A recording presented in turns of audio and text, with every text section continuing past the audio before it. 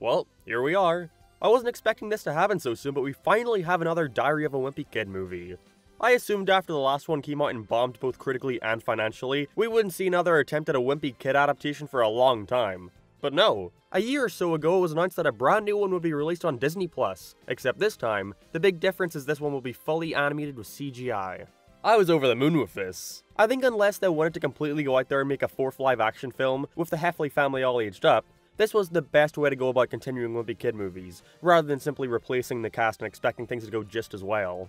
And with the knowledge that the new animated movie would be a retelling of the first book, I think this was the perfect opportunity to start over and allow themselves to properly have an avenue to further adapt every Wimpy Kid book into a film. So the movie came out yesterday. I stayed up until 12 AM to watch it the second it came out on Disney Plus because I was genuinely very excited for it.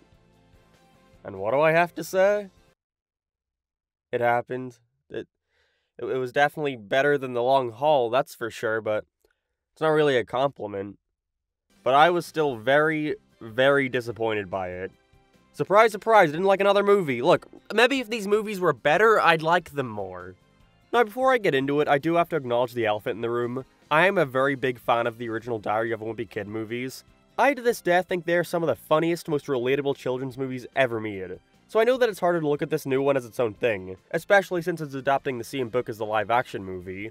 However, I'd like to point out that I still think this new one feels pretty badly, even when viewed in a vacuum away from the original. But even then, I'd also like to point out that because the original is so good, it's important to see what they did differently in this one, and why it causes it not to work as well in the end. So without further ado, let's get into Diary of a Wimpy Kid.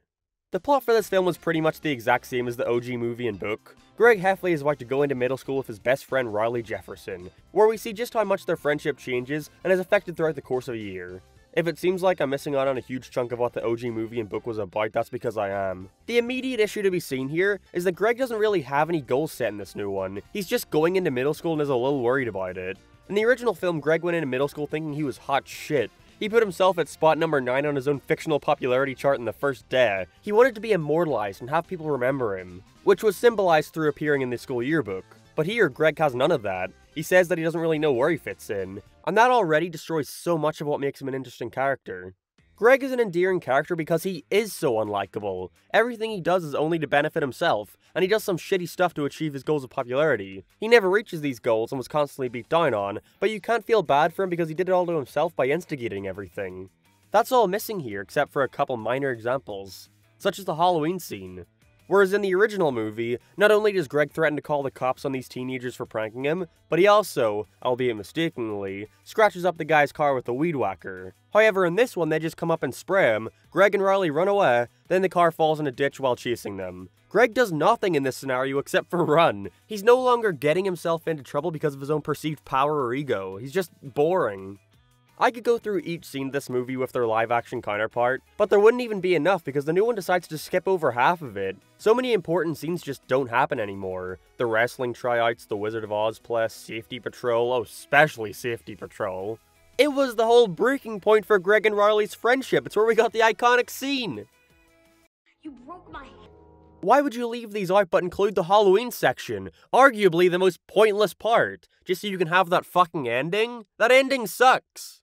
Dude, I would not have cared about how much this movie skipped over if it wasn't for how poorly they fucked up Greg and Riley's relationship, which was literally all they focused on in this one. Again, in the originals, Greg is embarrassed by Riley, and so tries to fix him into being what he thinks is cool for middle school, obviously feeling and realizing that he shouldn't try to change him. But here, similar things happen, but in a way worse way. First of all, Greg doesn't even really want to fix Riley. He gets the thought put into his head by Roderick, who by the way, is in the film for like a total of 2 minutes.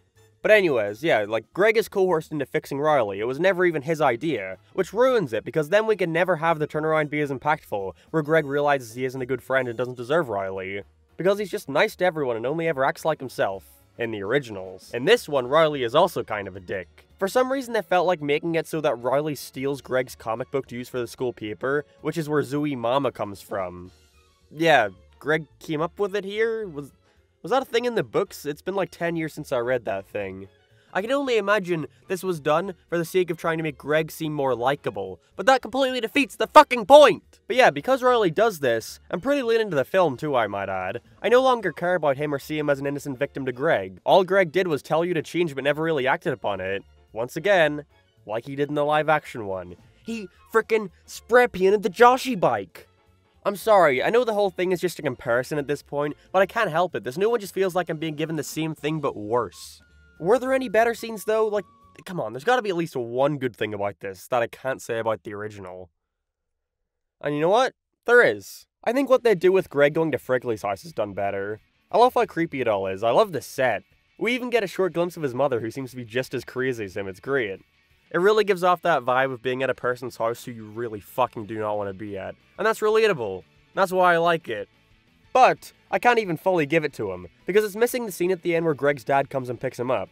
I think that really tied it all together in the live-action movie. You can feel a relief yet panicking Greg at the sight of seeing his father. Honestly, I think that just sums up the whole issue with the storytelling. It's just going through the motions but with no heart. There's no scene of Greg trying to reconnect with Riley but failing, no talk about it with him and his mum, not even the sweet ending with them in the yearbook together. It's just the original Diary of a Wimpy Kid stripped of all its heart and soul. They try to set up a couple unique things that could have led to some cool stuff, such as Greg and Riley realizing they don't share any classes together, but nothing is done with this. If I were to talk about stuff specific to the film, I gotta say, I was really digging the new cast. I really loved all these voice actors, they all did a great job. Just wish Susan didn't record in her bathroom. We were worried sick about you two. Where were you boys? Snake Road. Frigley's voice actor also did a stellar job. He sounded just like his live-action counterpart. Nice work. What I wish a little more work was put into was the animation. I was initially super impressed by the initial teaser animation they released back during the film's announcement, of Greg pushing a snowball. It looked just like the Peanuts movie. But they must have gotten a well lower budget than expected, because they did not commit to this at all. All the models look like they've been stylized in a way to be viewed from that 2D perspective, but they rarely actually go through with this. It's still storyboarded and composed like any other CGI film, instead of going for that 2D aesthetic like the Peanuts movie. And because of this, it makes a lot of the models come off as creepy and unnatural from certain angles. Backgrounds are also extremely boring. There were scenes where you could literally see where the background ends behind the characters, like there was a drop into nothing but a map painting. But other than that, there were a couple neat shots. I remember during the first scene there were a cool part where Greg falls forward on the grass and does a nice little handstand. It was cool animation. But for the most part, the movements were all super slow and boring. It's too bad. I at least thought that if I didn't like the story, I'd at the very most think the animation was great. But alas. Anyways, I'm tired of bitching about this movie. Although I am quite sad, as I was expecting this one to be a good return to form. Honestly, at some point in the future I could probably make a big giant-ass video dissecting every single thing wrong with it, but for what it is, while not the worst thing in the world, the new Wimpy Kid movie just feels incredibly rushed with no room to breathe. There's never a moment to pause, where you can just take in a scene or have the characters simply develop, because it's way more interested in trying to fit in as much as it can from the books into a 58-minute runtime, whether it's relevant or not. Again, let me reiterate, I wouldn't necessarily even call it terrible, it's just very mediocre, and I wouldn't be so disappointed if there weren't already the perfect groundwork laid out for how the story should go. Well, another 5 years, another shit Diary of a Wimpy Kid movie. At least that means I gotta wait until 2026 to talk about the next one. This is a never-ending hell.